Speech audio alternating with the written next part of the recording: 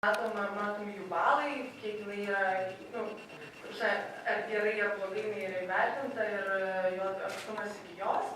Turim šiek tiek demografinės informacijos, berods gyventojų amžiaus vidurkis ir šiek tiek aplinkosauginės informacijos, tai yra oro užterštumas ir triukšmo lygis.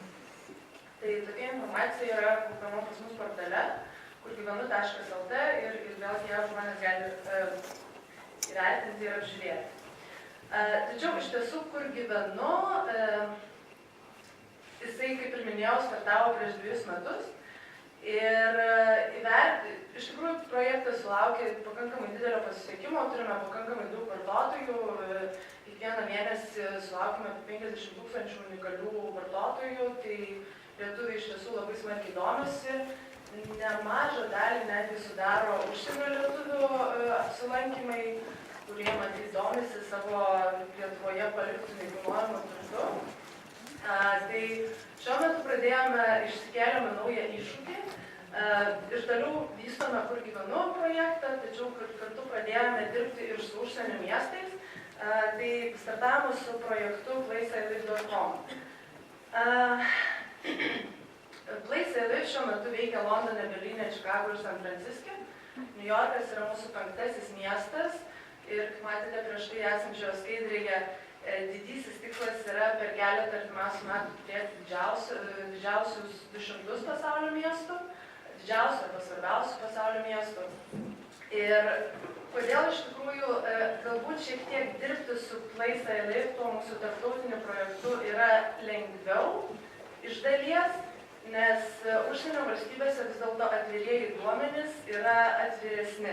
Juos iš tikrųjų yra kiek lengviau gauti ir jeigu Lietuvoje matėte pakankamai trumpas yra sąrašiukas informacijos, kurią mes pateikėme, tai užsienio projektui tikriausiai neužtektų vienos skaidrės, nes mes turime apie 30 atvirųjų duomenų rinkinių. Tarp jų yra netgi tokių, tarkim, smulkmenų kaip veterinarai kažkokie tai arba dar kažkas panašaus. Esmė yra visiškai lygiai tokia pati, tai yra informacija apie gyvenamąją aplinką, tai kas yra žmogui svarbu, tačiau ten tos informacijos galima pateikti gerokai daugiau. Čia matote vieną iš pavyzdžių, kaip informacija yra pas mus atvaizduojama, nes tai užsienio projektas šiek tiek skiriasi nuo lietuviškojo projektų, nes vėlgi, kadangi tų duomenų buvo daugiau, tai turėjome spręsti klausimą, kaip pateikti tos duomenis patogiai. Tai čia šitoj nuotraukai tiesiog man specialiai šiek tiek atitolinau šitą žemėlapį. Čia yra Berlyno religiniai kaip ir duomenys, tai tamsesnė spalva yra tikintieji, o šviesesnė spalva net ateistai save priskiriantys žmonės. Tai vėlgi pakankamai ryškiai šitos dvi pusės nusidažo. Tai va, bet kaip ir šone šiek tiek galbūt matosi, tai mes leidžiame vartotojui rinktis įvairius kriterijus ir juos atvaizduojame žemėlapį. Dar vienas dalykas, kurį, kadangi pakankamai daug dirbame su užsienio miestais ir su užsienio atvirųjų duomenų teikėjais, tai pastebime dar vieną dalyką, kad iš tikrųjų pakankamai svarbus pradeda darytis ne tik tai valstybės teikiami atvirieji duomenys, kas galbūt buvo pačioje pradžioje, bet ir tiek verslo institucijų teikiami, verslo įmonių teikiami duomenys, kurie taip pat gali būti atviri ir prieinami, vartotojų kuriami duomenys, nes kiekvieno iš mūsų pagal asmeninį pasirinkimą tam tikrą duomenų dalis galėtų galbūt tapti atvira ir tada yra socialinių tinklų duomenys. Tai savo portale mes integruojame šiuo metu Foursquare ir Yelp programėlių informaciją, kuri leidžia vėlgi mūsų portalo vartotojams geriau suprasti, kokiose vietose lankosi tam mieste arba tam rajone gyvenantys žmonės. Galvojame apie tokių programėlių kaip, tarkim, Twitter integravimą, kas vėlgi leistų galbūt braižyti vėlgi kažkokias tai tendencijas, kokie žodžiai, kokios yra pasikartojančios frazės tam tikroje vietoje. Čia vėlgi ką ir buvau užsiminusi, kad atvirieji duomenys iš tikrųjų gali pakankamai varijuoti ir priklausomai nuo to, kokio jautrumo yra duomenys, jie yra arba visiškai uždari, arba gali būti svarstomi, slepiant tam tikrą duomenų dalį, arba turėtų būti galbūt ir visiškai atveriami. Kas taip pat yra pakankamai svarbu mūsų naujajame užsienio projekte, vėlgi, ką leidžia daryti didesnio kiekio duomenų turėjimas, tai turime išsivedę pagrindinę formulę Life Quality Index, gyvenimo kokybės indeksą, kuris prie kiekvieno pastato, ten tas namukas ir skaičius 70, tai yra viena gatvė, vienas pašto kodas Londone, tai remiantis transporto, kasdienio gyvenimo, saugumo, pramogų ir laisvalaikio, sporto, sveikatos ir bendruomenės kriterijais išvestais. Pagal tam tikrus parametrus išvedame vieną skaičių gyvenimo kokybės indeksą. Tai vėlgi, kuris padeda įvertinti gyvenimo kokybę būtent tame konkrečiame rajone. Kaip mes, šitos formulės kūrimas iš tikrųjų jisai yra tęstinis projektas. Šiuo metu mes vis dar turime pasidarę pirminę formulę, bet siekime ją tobulinti. Todėl šiuo metu pakankamai daug dirbame tiek su užsienio universitetais, tiek stengiamės atrasti bendradarbiavimo formų su Lietuvos universitetais, tyrėjais ir mokslininkais ir ieškome, kaip tą formulę patobulinti, kaip atrasti tiksliausią kažkokį dėmenį. Tai gal čia šiek tiek dar trumpai, kuo ta open data ir atvirieji duomenys skiriasi pasaulyje, tai vienas toks įdomesnių faktų man pačiai, kad Jungtinėse Amerikos valstijose, kurios yra vertinamos kaip antra atviriausia valstybė atvirųjų duomenų prasme pasaulyje, kiekvieną mėnesį atsiranda apie 30 naujų jaunų verslų, būtent susijusių su atviraisiais duomenimis arba besiremiančių atviraisiais duomenimis vienu ar kitų būdu. Tai pavyzdžiui, vienas iš tokių pavyzdžių yra goodguide.com. Jie iš principo vertina tam tikras prekes ir pateikia informaciją, vėlgi pateikia indeksą, ar prekė yra ekologiška, ar joje nėra kenksmingų medžiagų ir panašiai. Kur šitoje vietoje slypi atvirieji duomenys, tai šitas projektas jisai yra surinkęs begalę duomenų apie gamintojus, yra surinkęs labai daug duomenų apie cheminės įvairias medžiagas ir panašius dalykus iš įvairiausių institucijų, valstybinių institucijų didžiąją dalimi. Ir vėlgi jas visas sugeneravęs, suagregavęs, sujungęs kartu su vartotojų atsiliepimais, vėlgi išvedinėja tam tikrą skaičių, kuris leidžia kitam vartotojui įvertinti, ar šita prekė yra verta įsigijimo ir galbūt tikrai nėra kenksminga ir panašiai. Dar vienas pavyzdys Health Rates, tai vėlgi amerikietiškas projektas. Jo idėja kaip ir yra pakankamai paprasta, internetu gali užsisakyti vizitą pas daktarą, bet kuo skiriasi šis projektas, čia yra tokia galimybė kaip Hospital Quality, kaip ir gydymo įstaigos kokybė, tai vėlgi valstybė, tam tikros valstybinės institucijos savo darbe tikrina gydymo įstaigų kokybę. Daktarų kažkokios atestacijos, sėkmės kažkokie tai sėkmingos operacijos ir panašus dalykai. Tai vėlgi šitas projektas agreguoja visą šitą informaciją, surinka ją iš valstybinių institucijų ir pateikia vartotojams ir tokiu būdu besirinkdami tiek mediką, tiek gydymo įstaigą, vartotojai gali priimti labiau pamatuotą sprendimą. Dar vienas pakankamai įdomus ir manau Lietuvai galėtų būti irgi vertingas projektas, tai yra The Climate Corporation, tai irgi yra amerikiečių projektas. Tai jie iš tikrųjų yra surinkę istorinius duomenis apie oro pasikeitimus, tada jie yra surinkę duomenis apie žemės plotus ir panašiai, ir jie vėlgi vis agreguodami visus šitus duomenis, jie leidžia ūkininkam aiškiau ir paprasčiau valdyti savo žemę. numatyti galbūt koks bus metų gale derlius, tokiu būdu planuoti savo kažkokias tai pajamas, išlaidas, sandėliavimus ir panašius dalykus.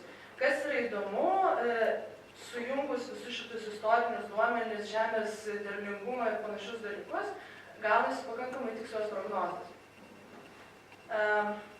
Ir dar vienas paskutinis pavyzdys, tai yra College Scorecard. Iš tiesų jis yra padarytas šitas projektas JAV vyriausybės, bet tai yra puikus pavyzdys, kaip vėlgi surinkus duomenis apie universitetus, apie švietimo įstaigas, apie studentų pasiekimus vėliau, apie tai, kaip greitai studentai išsimoka savo studijų paskolą, į kokias vietas jie įsidarbina, ar pagal profesiją ar ne.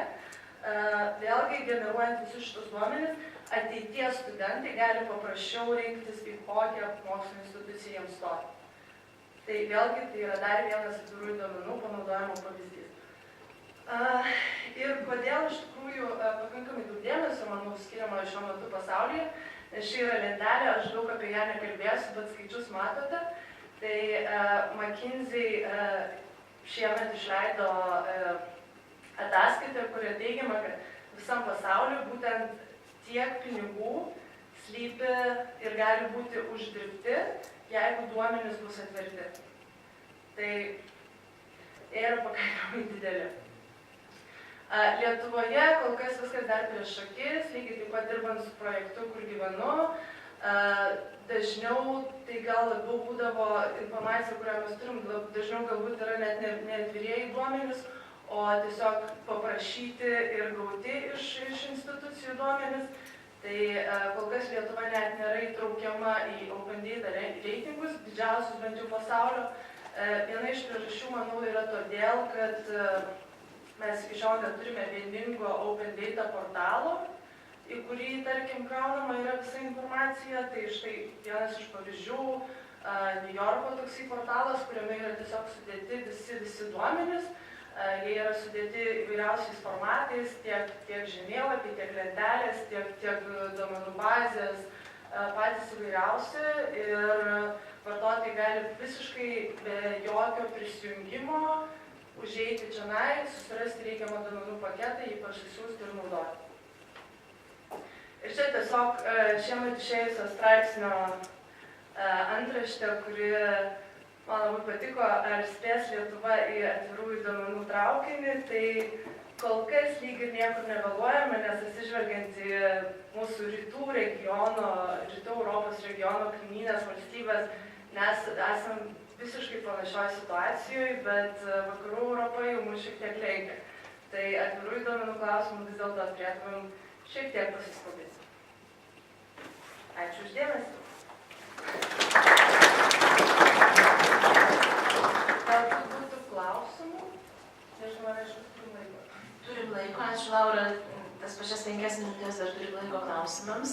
Kol kiti galvoja, aš tai norėčiau paklausti dėl atvirųjų duomenų, čia matėt sąrašus kitų šalių, o buvo tokia iniciatyva Open Data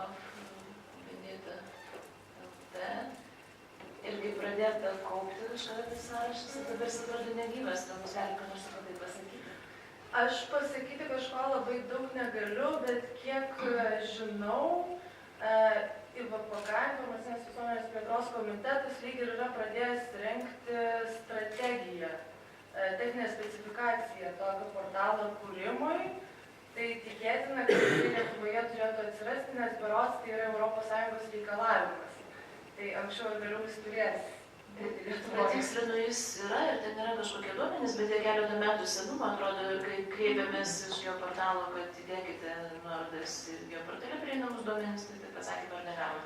Aš kaip suprantu, aš žinau, apie ką jūs šnekat, bet jo, jis nėra labai smarkiai funkcionuojantis ir aš kaip suprantu, ten buvo tokia pavienė iniciatyva, galbūt jo kūrimas, tokia kaip ir pradinė, bet tai ne galutinis kažkoks variantas.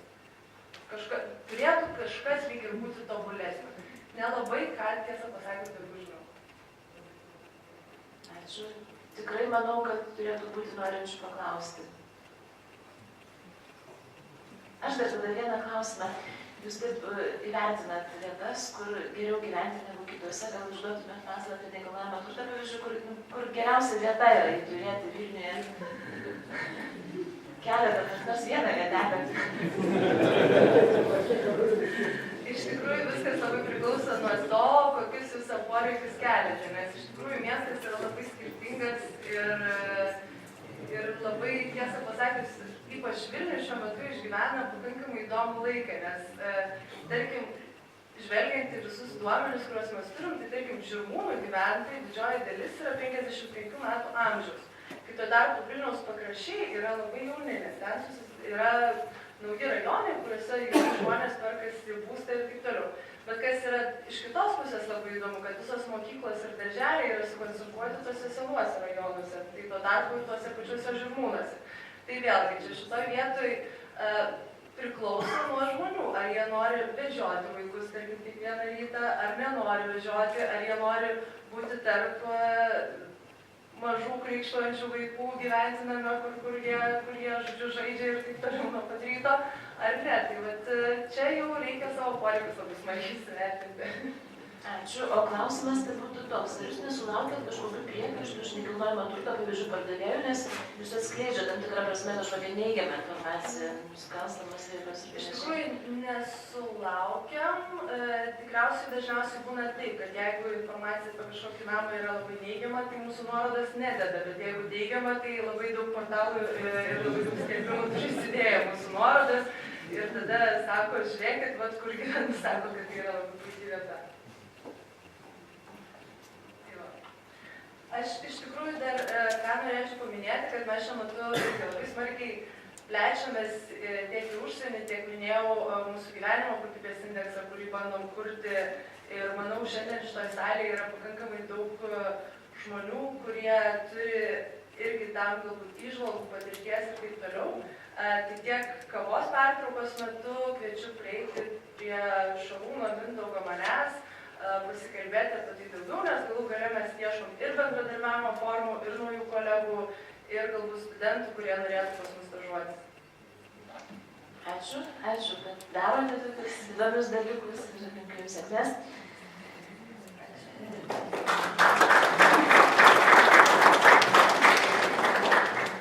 Kitas pranešimas apie tai, kad kai kurie dalykai, kurie turbūt atrodo labai sunkus arba neįgyvendinami, pasidaro įgyvendinami, kai žmonės pradeda dirbti kartu OpenStreetMap, sukūriamas žemėlapis visiems, daugeliu gal pažįstamas Tomas Traupis iš Atviras kodas Lietuvai. Labadiena, tai aš Tomas Traupis, kaip buvau pristatytas iš Atviro kodo Lietuvai. Bandysiu surasti savo konsultaciją.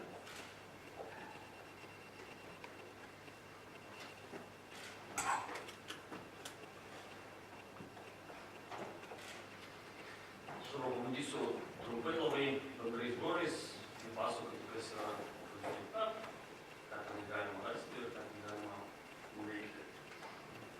Tai OpenStreetMap iš tikrųjų yra naujas projektas, jis atsirado prieš 10 metų Anglijoje, dabar jisai renka vektorinius geografinius duomenis viso pasaulio. Tai reiškia, bet kurio šalies, bet kurio regiono duomenis tenai galima rasti. Ir pagrindinis dalykas, kad yra laisvo naudojimo licenzija, tos duomenys yra visiškai atviri, kas reiškia, kad bet kas gali tos duomenys pasiimti, nereikia nieko registruotis, nieko klausti. Ir taip pat reiškia, kad tos duomenys bet kas gali ir keisti. Žodžiu, veikimo principas yra labai panašus į Wiki principus, į Wikipedijos. Tai reiškia, pasižiūrim, jeigu mums trūksta kažkokios informacijos, norim, paimam, pakeičiam informaciją, papildom informaciją ir panašiai. Tai reiškia, nėra jokių ribojimų, nėra kažkokių tai didelių kontrolių. Kai mes padarome pakeitimus, iš karto duomenys atsiranda pagrindiniai OpenStreetMap duomenys. Kokia informacija yra kaupiama OpenStreetMap? Ją galima būtų dalinti į dvi dalis. Reiškia, pirma dalis yra tie objektai, kuriuos mes matome, sakoma, ant žemės. gali būti kažkokie tai keliai, pastatai, ežerai, miškai, tai gali būti žemėnauda, matom, kad čia yra gyvenamoji zona, čia kažkokia komercinė zona. Keliai gali būti bet ko, tiek automobilių, tiek pėsčiųjų, tiek dviračių, tiek kažkokie kombinuoti variantai. Ir taip pat bet kokios lankytinos vietos, pradedant muziejais, restoranais, baigiant kaimo sodybomis panašiai. Ir taipogi, kad žemėlapis būtų pilnesnis, kad duomenys būtų pilnesni, yra ir duomenų, kurie realiai ant žemės kaip ir nematomi, tai gali būti kažkokios tai ribos, gal tai parkų, draustinių, gal administracinės ribos, tai gali būti maršrutai, galbūt viešojo transporto, galbūt kažkokie tai laisvalaikio maršrutai, ten, tarkim, dviračių, pėsčiųjų ir panašiai. Žemėlapio pildymui yra labai daug variantų, nuo labai techninių būdų naudojant API, reiškia sąsajas, kur galima tiesiog kažkokių kompiuterinių programų pildyti. Dažniausiai žmonės išsirenka vieną iš kelių esamų redaktorių, kurių pagalba galima įvesti duomenis arba pataisyti kažkokius duomenis. Kokie yra informacijos šaltiniai, iš kur žmonės gauna informaciją apie tai, ką įves į OpenStreetMap. Tai reiškia, seniausias variantas, kol dar nebūdavo ir kitų atvirų duomenų ir panašiai, tai būdavo tiesiog naudojami GPS aparatai. Žmonės tiesiog daug kartų pravažiavę kažkokį tai kelią, pagal jo vidurkį galėdavo pakankamai tiksliai suvesti duomenis apie kažkokį tai vektorinį objektą. Vėliau atsirado galimybė naudoti ortofotą, atsirado galimybė, reiškia tiesiog, kad ortofoto savininkai davė leidimą OpenStreetMap naudoti jų šitos orto žemėlapius duomenų pildymui. Svarbiausias, aišku, informacijos šaltinis yra vietos žinios, nes tai yra tiksliausia informacija ir įdomiausia, kai žmogus yra susipažinęs su kažkokia tai vietovė ir jis tada iš savo žinių, galbūt panaudodamas papildomai dar ir ortofoto, suveda tai, ką jis žino. Jeigu žmogus ten gyvena, jis žino, kur yra visokie smulkiausi takeliai, jis žino, kur yra paslėpti kaimo sodybos nežinomos, ar bankomatai, ar dar kažkoks tokio. Taip pat, aišku, yra vieši duomenys, kurios remiantis galima pildyti žemėlapį. Taip pat kurios organizacijos duomenys teikia, reiškia, yra davę leidimą suvesti duomenys, iš jų tokių yra Vilniaus miesto savivaldybė, Palyginti durys jie teikia pastoviai atsinaujinančius XML failus, kuriuose surašyta, kur yra jų prekybos vietos. Tada mes galim pastoviai sinchronizuoti, pažiūrėti, ar žemėlapyje yra visi taškai, kurie yra mums teikiami. Gali būti kažkokie tai daugumat duomenys, kur kažkas irgi sutiko atiduoti duomenys, kurios mes tada susikeliam į OpenStreetMap. Pavyzdys yra tie patys Lietuvos piliakalniai, kur tų duomenų rinkėjai duomenės apyldė leido juos susivesti. Ir šiuo metu yra apie 2 milijonų registruotų vartotojų, čia per visą pasaulį, aš ne Lietuvoje, registruojančių, ta prasme, keičiančių duomenis, bus matyti keli šimtai tūkstančių irgi per visą pasaulį. Galima pažiūrėti, kaip vyksta duomenų kaupimas.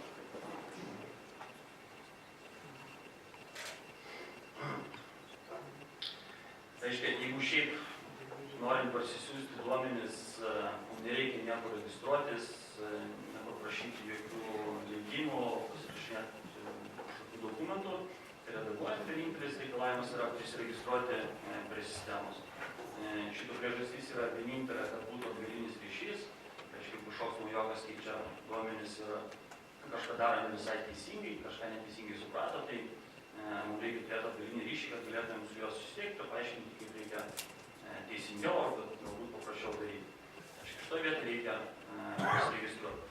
Registruojantis nebūtina yra naudoti savo tikrą vardą pavardę, galima, žinau, pasivadinti universitetų, Napoleonu, čia pagal savo charakterį. Reiškia, toliau ką mes darome, einame tiesiog į pagrindinę. Čia aš rodysiu vieną iš galimų redagavimo variantų, kuris tikriausiai bus paprasčiausias ir bent jau pradedant dažniausiai naudojamas. Tai susirandam žemėlapyje vietą, kurią mes norime redaguoti. Galbūt, tarkim, aš Jokūbiškėse gyvenu ir žiūriu, kad nėra mano namas nupaišytas, o man labai reikia, kad jis būtų nupaišytas. Surandu šitą vietą ir sakau, kad aš dabar norėsiu keisti per naršyklinį redaktorių. Naršyklinio redaktorio pliusas yra tas, kad tada nereikia nieko instaliuoti. Galima pasirinkti skirtingus fonus, pasirinktim mūsų vietinį ortofoto. Ir toje vietoje mes matome jau kažkokius tai įvestus duomenis šitam regione, o matome yra kažkoks kelias, pagrindinis įvestas, įkeliai yra įvesti, prašytas yra gyvenvietė yra užregistruota, autobuso stotelės. Nu ir tarkim, kad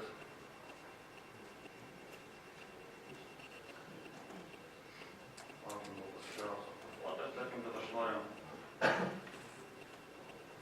paišyti šitą namą. Aš tiesiog sakau, kad aš dabar paišysiu kažkokį tai plotą. Ir paišykim. Štai aš įbrėžiau šitą plotą. Galiu jį pagražinti, kad visi kampai būtų status.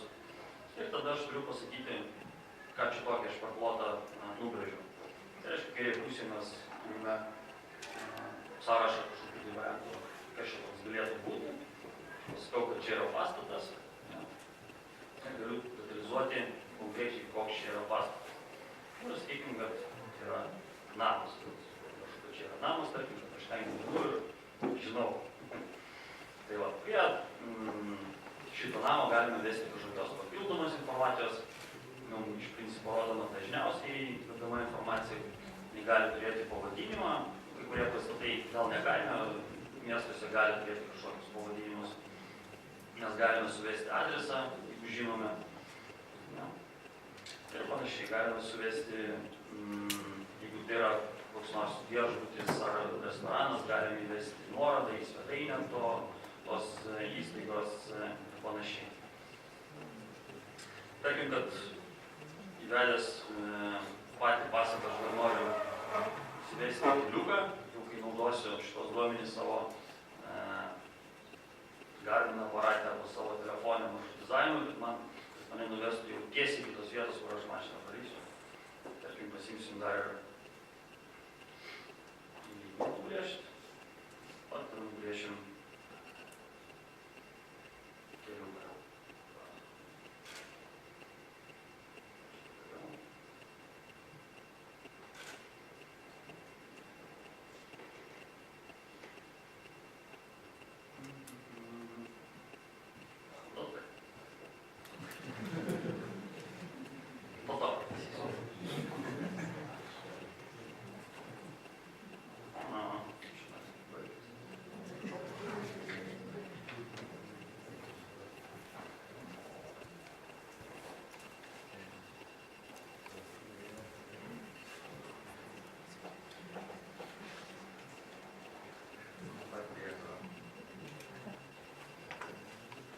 Tarkim, šitą.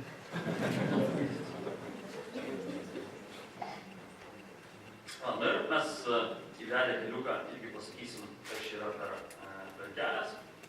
Ir kai būsim padarę visus savo pakeitimus, sakysim, norime išsaugoti pakeitimus.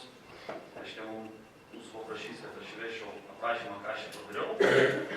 Tarkim, kad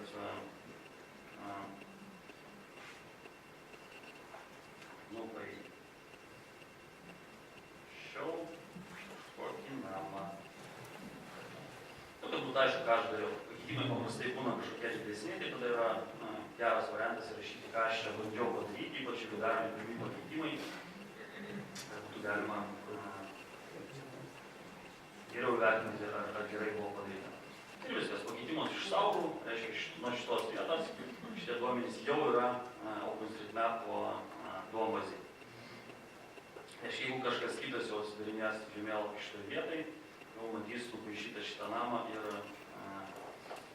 kelią. Dabar jeigu mes grįšim į žemėlapį, tai šitoje vietoje dar yra neatsiradęs nei pastatas, nei keliukas. Taip yra todėl, kad pačios kaladėlės šito pagrindinio žemėlapio jos atsinaujina šiek tiek vėliau, priklausomai nuo to, kiek tuo metu visam pasaulyje yra keičiančių žmonių. Serveriai, kai atsilaisvina, tai yra perpaišo tada tas kaladėlės. Nors jeigu mums pasiseka, tai gali atsinaujinti ir po minutės ir po 2. Jeigu nelabai pasiseka, gali atsinaujinti po valandos, gal 2.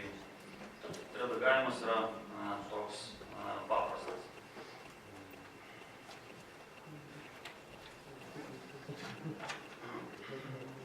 Paprastai žmonių pirmi pakeitimai būna būtent toj vietai, kur jie gyvena, arba ten, kur jų kaimas yra, tai jie būtinai nori nusipaišyti savo namuką, adresą įsivesti ir panašiai. Dabar jeigu pažiūrėsim, kaip OpenStreetMap Lietuvoje sekasi, tai pirmi duomenys Lietuvoje atsirado 2007 metais, pakankamai senai ir praėjus 3 metam nuo to, kai projektas iš principo atsirado. Jeigu pažiūrėsim, kokius duomenys turim, tai matom, kad jau prisidėjo daugiau negu 1000 žmonių. Reiškia, yra daugiau negu 1000 žmonių, kurie bent jau kažkokį tašką įveda, bent jau kažkur kažką pakeitė. Ir turime maž 20 aktyvių senų žymėtojų, kurie ilgą laiko kažką tai keičia. Ir kiekvieną mėnesį daugmaž 25 žmonės nauji atsiranda, kažką pažymi žemėlapį. Pačioj žalia kreivė yra būtent tie nauji žymėtojai. Tie, kurių vartotojų vardas nebuvo iki karto matytas. Viršutinė raudona kreivė yra, kiek iš viso yra tą mėnesį unikalių žymėtojų. Tai matom, kad kažkur apie 70 žmonių kiekvieną mėnesį nors kažkur kažką pakeičia. Vieni daugiau, kiti mažiau, kad tokių žmonių tiek yra. Dabar, koks yra galimas duomenų naudojimas? Vienas variantas, mes galime naudoti tiesiog paslaugas, galime į savo svetainę ar į savo aplikaciją įsidėti patį žemėlapį, galime išrinkti kokio stiliaus žemėlapis mums labiausiai tinka ir ten pas save nebūdami jokio žemėlapio ar įrangos, tiesiog į svetainę su trupučiu JavaScripto galima įdėti patį žemėlapį. Galima taip pat naudoti irgi iš kitų OpenStreetMap serverių teikiamas paslaugas, kaip pavyzdžiui ištraukti konkrečių objektų informaciją ir ją kažkaip panaudoti. Pavyzdžiui,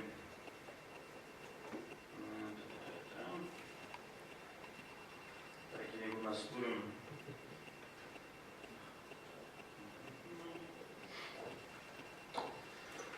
tarkim, mes turim kažkokią tai savo svetainę ir norime padaryti objektų paiešką. Tarkim, turime šičia paieškos laukelį ir naudojant išorinės paslaugas, mes galime, tarkim, paprasčiausias variantas ieškoti adreso. Aš ieškau Užupio 3.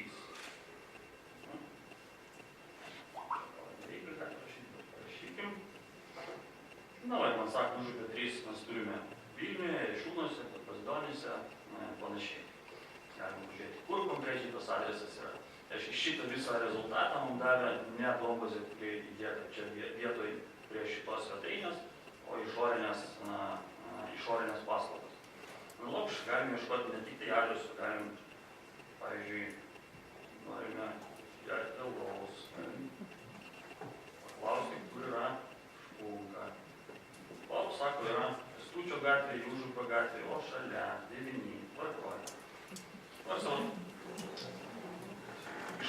paslaugos, kurios irgi naudoja tos pačius OpenStreetMap duomenis. Ir taip pat galima pačius duomenis atsisiųsti, reiškia, jeigu jūs norite juos naudoti savo kompiuterį, savo serverius įsikelti ir panašiai, tai šitoje vietoje galima atsisiųsti viso pasaulio duomenis.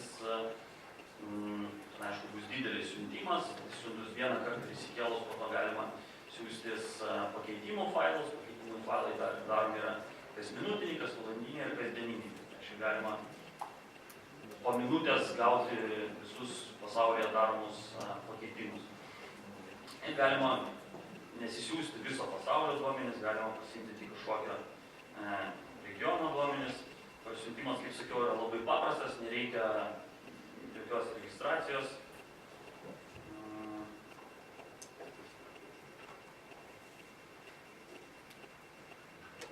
Yra žmonių, kurie papjausto visą pasaulio regionus ir leidžia mums susirinkti šitos duomenis.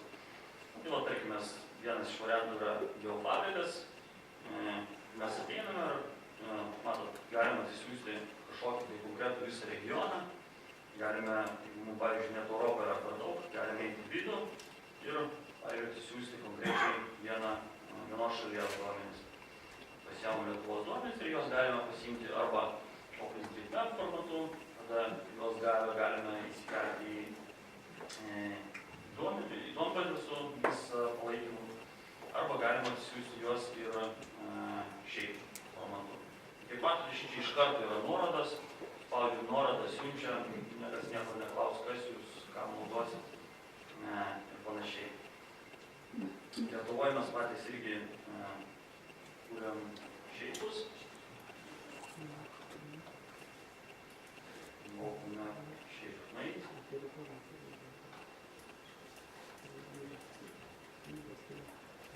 Šieps. Tai irgi bus labai paprastas puslapis, kuriame yra tiesiog dvi nuorodas, yra arba visos Lietuvos šeipai, arba tik tai Vilniaus miestų. Iš šitos vietos viduje jūs rasite gyvenvietės, miškai, keliai, pastatai, daugumą informacijos, kai yra OpenStreetMap duomenys.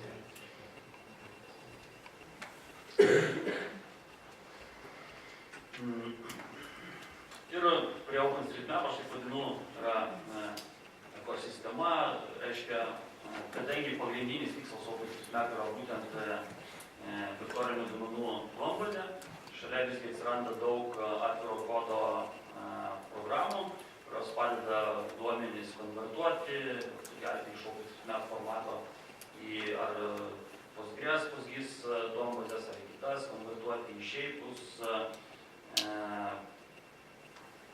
pridėti žemėlapius į svetainės ir panašiai, žodžiu, sukūrė labai daug įvairiausių programų.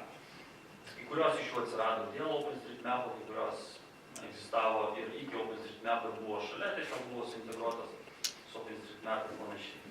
Ir taipogi, aišku, yra kūriamas kokybės užtikrinimo sistemos, nes, kaip matot, kadangi duomenys keičia bet kur, bet kaip bet kas, aišku, iš principo reikia turėti kažkokius automatinius klaidų atpažinimo mechanizmus, kad būtų galima užtikrinti žemėlapio kokybę. Ir dabar reikia pažiūrėti, kur yra naudojamas. Kelis pavyzdžius, nes šiaip jeigu pažiūrėtų OpenStreetMap wiki, tai prie paslaugų yra aprašyta daugiau negu 200 variantų, kaip OpenStreetMap duomenys yra naudojami.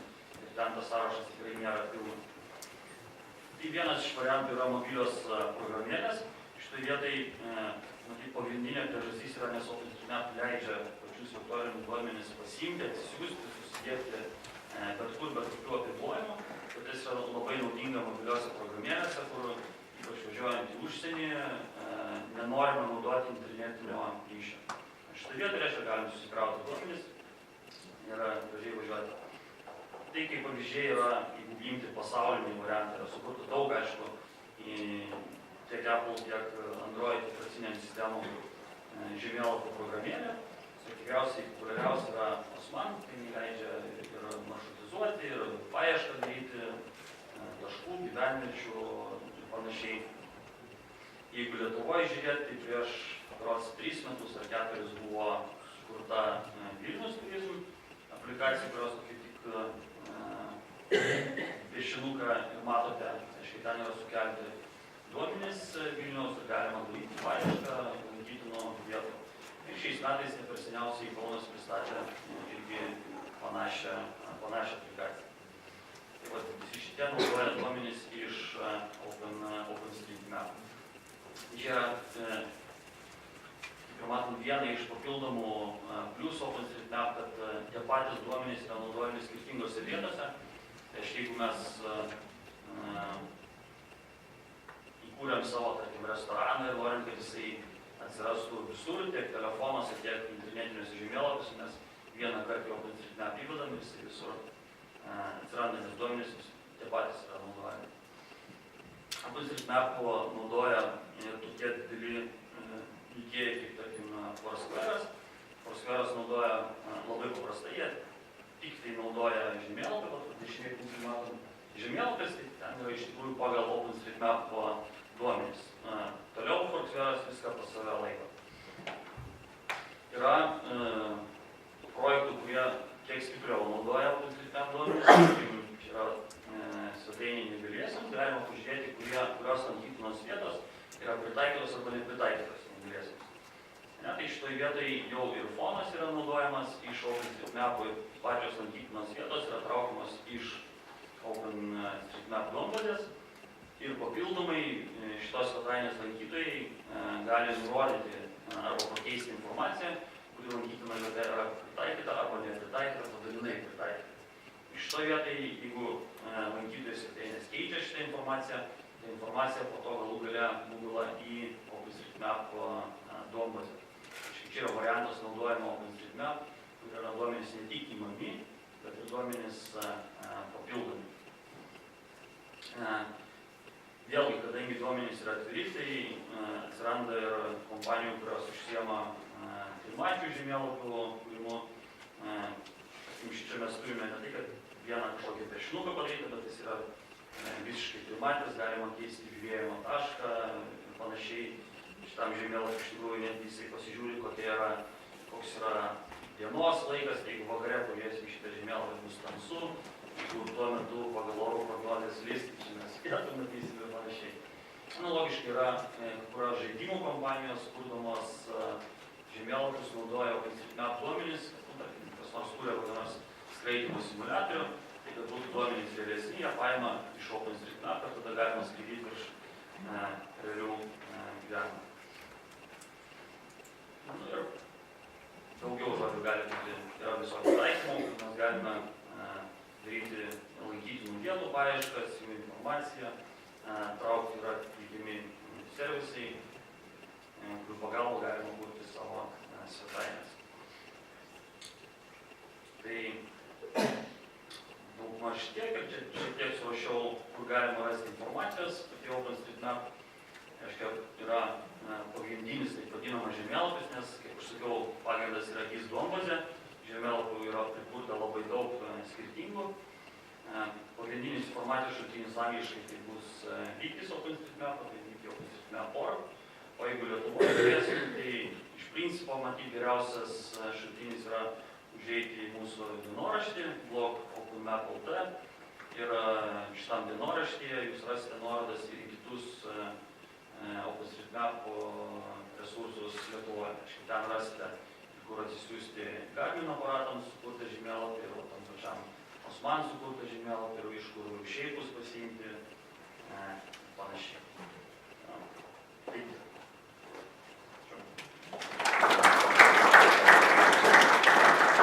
Ačiū, Romai. Tai buvo paskutinis pranešimas apie duomenis, apie turinį ir einant link dalies, kuri bus po kavos pertraukos, noriu pakviesti Andrių Balčiūną, kuris tarp kitko yra šito renginio idėjos autorius ir pagrindinis organizatorius. Galima paploti. Pasakoti apie OSGeoLife aplinką. Sveiki.